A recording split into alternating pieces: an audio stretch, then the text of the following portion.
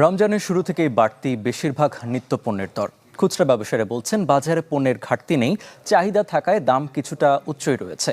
আর ক্রেতাদের মত, চাহিদার সুযোগ নিয়ে অতিরিক্ত মুনাফা লুটছেন দোকানিরা। চাইলেন বাজার তদারকি।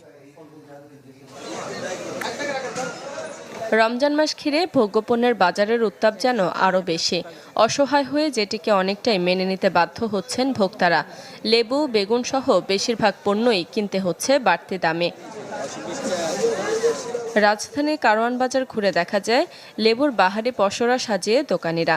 পাইকারি পর্যায়েও নেই যোগানের কমতি, তাও স্বাভাবিক সময়ের চেয়ে বিক্রি হচ্ছে বাড়তি দামে।